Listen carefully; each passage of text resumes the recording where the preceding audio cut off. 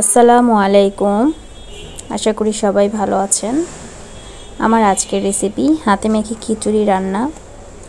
এর জন্য আমি রেগুলার ভাতের চাল নিয়েছি 1.5 কাপ, হাফ কাপ নিয়েছি মসুরির ডাল, মাঝারি সাইজের একটি আলু কেটে নিয়েছি।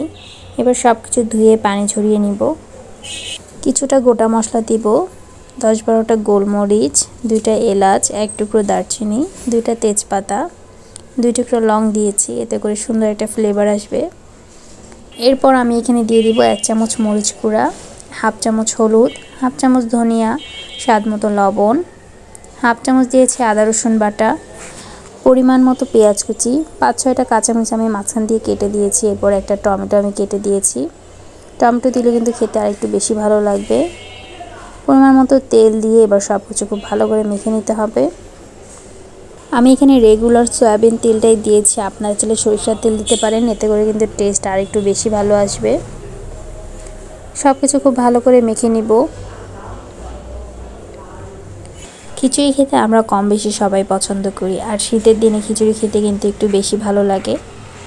সময় কম থাকলে এবং অল্প সময়ের ভিতরে কিন্তু এই খিচুড়িটা রান্না করা যায়। এই খিচুড়িটা রান্না করতে খুব বেশি একটা সময়ের প্রয়োজন হয় না। চাল ডালের দ্বিগুণ পানি আমি এখানে দিয়ে দিব। আমি এখানে গরম পানিটা দিব।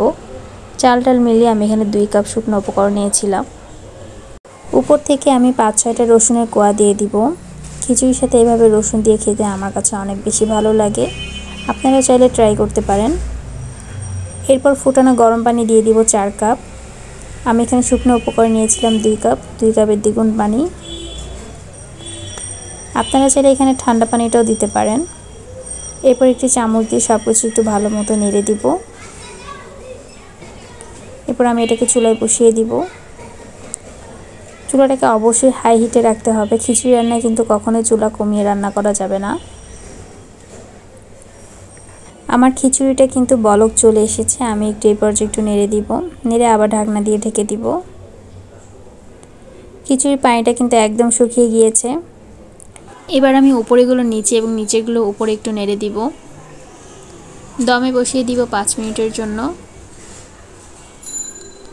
5 মিনিট পর আমি খিচুড়িটাকে আবার একটু নেড়ে দিব।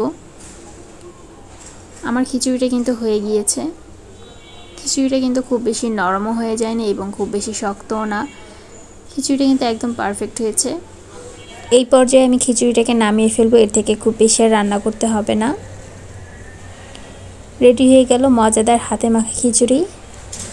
রেসিপিটি কেমন লেগেছে অবশ্যই কমেন্টস করে জানাবেন। যারা ফেসবুক পেজ থেকে দেখছেন পেজটিকে ফলো এবং লাইক দিয়ে পাশে থাকবেন।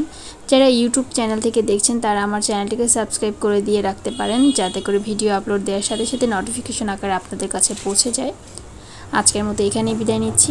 আল্লাহ হাফেজ।